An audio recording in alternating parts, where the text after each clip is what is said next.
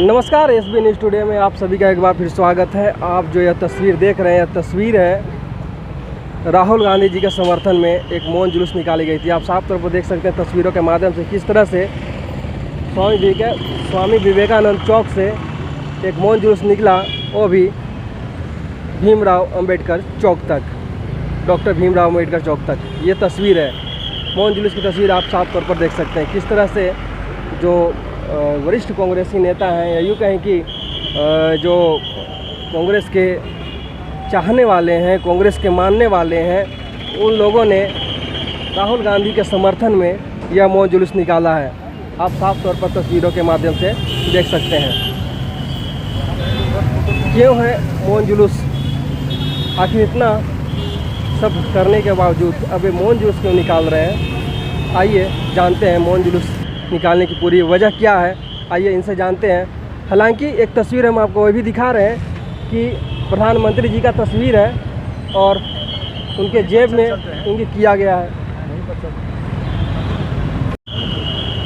तो आपने अभी जो देखी वो तस्वीर मौन जुलूस की थी, जो स्वामी विवेकानंद चौक से होकर यहाँ तक गुजरी। और साथ में यह तस्वीर भी देखिए, यह तस्वीर ये है इनकी पहचान, प्रधानमंत्री नरेंद्र मोदी जी की तस्वीर है। और तस्वीरों के माध्यम से जो दर्शाया गया तस्वीर में, आइए बात करते हैं। कांग्रेस के वरिष्ठ नेता यहाँ पे मौजूद हैं, आलोक दुबे और किशोरनाथ साहदेव, उनसे कि आखिर इस तस्वीर के मायने क्या हैं, मौन जुलूस के मायने क्या हैं। आलोक जी, इस मौन जुलूस के मायने क्या हैं?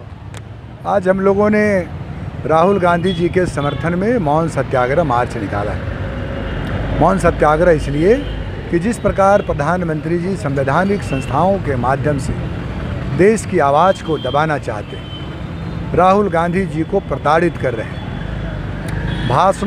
चुनाव में भाषणों के दौरान कई प्रकार की बातें होती, अगर उसको लेकर के कानून में सज़ा का प्रावधान होने लग जाए तो शायद इस देश में जेल कम पड़ जाए। और अगर जेल जाना पड़े तो सबसे पहले अमित शाह जी को जाना पड़ेगा, जिन्होंने चुनाव के दौरान देश से कई ऐसे वादे किए जो बाद में उन्होंने कहा कि यह जुमलेबाजी। तो ये 420 का मामला बनता है। उन्हीं चीज़ों को आज मौन सत्याग्रह मार्च के माध्यम से हम लोगों ने दर्शाया है कि किस प्रकार प्रधानमंत्री जी संवैधानिक संस्थाओं का दुरुपयोग कर रहे हैं। इनके ऊपर के पॉकेट में देखिए तो आप सीबीआई और सीबीजी को रखा है। चोर पॉकेट जहां हमारा सबसे महत्वपूर्ण जगह होता है, हम पैसे को रखते हैं चोर पॉकेट में, तो इनके चोर पॉकेट में ईडी है, निदेशन प्रवर्तनालय को इन्होंने अपने पॉकेट में रखा है। एक चोर पॉकेट में केंद्रीय सूचना आयोग को रखा है। अपने बाएं तरफ कुर्ते के पॉकेट में इन्होंने चुनाव आयोग को रखा है, राष्ट्रीय मानव अधिकार आयोग को रखा है, लोकपाल व लोकायुक्त को रखा है।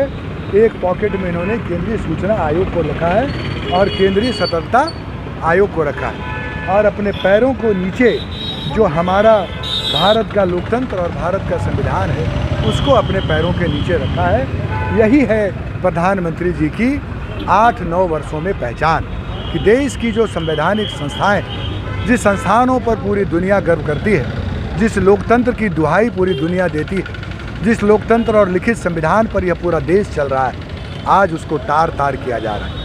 राहुल गांधी जी को सदन में बोलने की इजाज़त नहीं दी जाती है।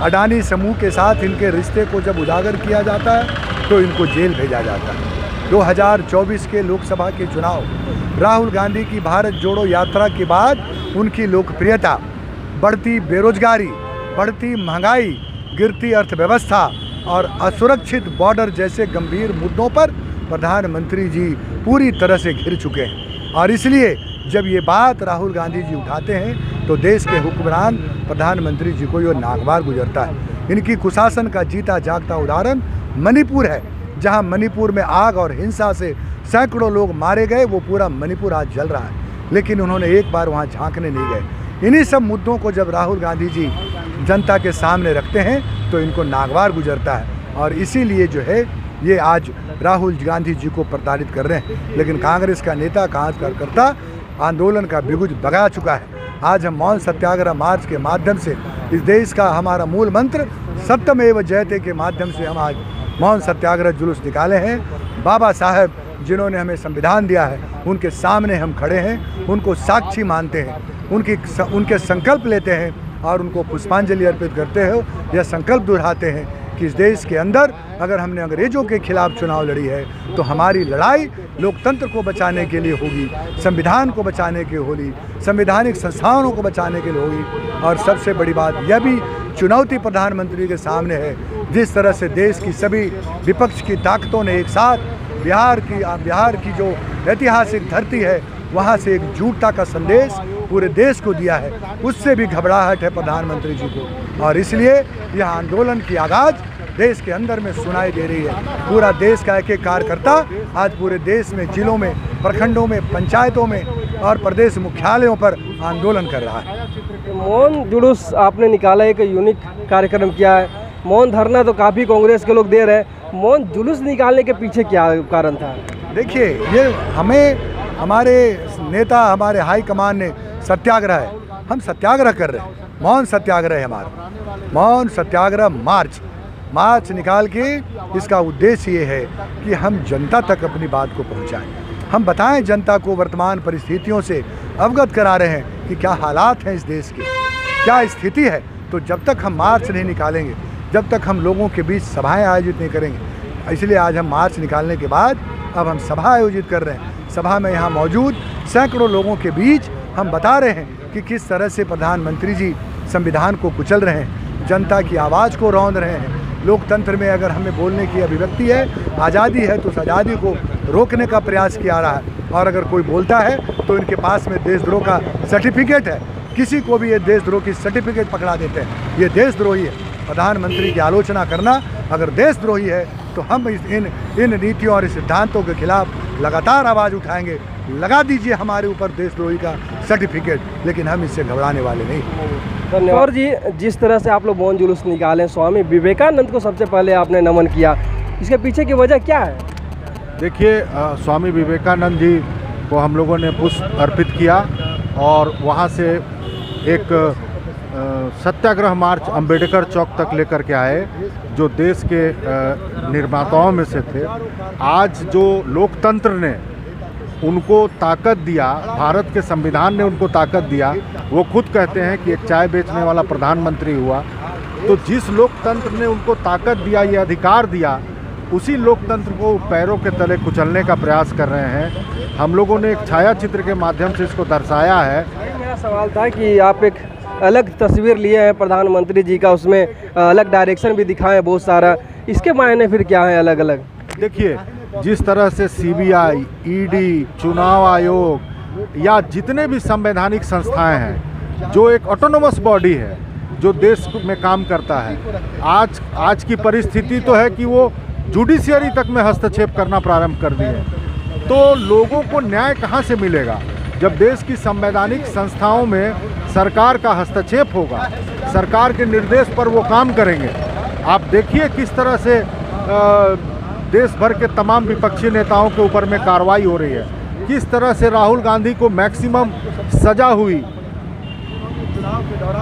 किस तरह से अन्य नेताओं पर सजा हो रही है। तो ये तमाम चीज़ों को देख के आज देश की जनता समझ रही है कि संवैधानिक संस्थानों का दुरुपयोग प्रधानमंत्री नरेंद्र मोदी कर रहे हैं और इसी के खिलाफ, राहुल गांधी पर हो रहे अत्याचार के खिलाफ एक एक कांग्रेस कार्यकर्ता सत्याग्रह पर है और हम उनको भरोसा दिलाते हैं कि हम उनके साथ खड़े हैं, उनको घबराने की आवश्यकता नहीं है। लेकिन उन्होंने खुद भी साबित किया है कि वो कितने मजबूत हैं, कि जिन्होंने पूरे देश को, भारत को जोड़ने निकले और देश भर में इतना लंबा पदयात्रा किया, तो वो एक मजबूत आदमी है और सत्य की आवाज़ वो उठाते रहेंगे, वो सत्य बोलते रहेंगे, चाहे केंद्र की सरकार कितना भी उनके ऊपर कार्रवाई करे, जुल्म करे। तो ये हमारा एक आज सांकेतिक सत्याग्रह है और उनको एक संदेश देने का काम किया हम लोगों ने कि कांग्रेस का एक एक कार्यकर्ता, हम सब आपके साथ हैं और केंद्र की सरकार को हम लोग चुनौती देते हैं कि आप संवैधानिक संस्थानों का दुरुपयोग करना बंद करें। कहिएगा, क्यों आज आप लोग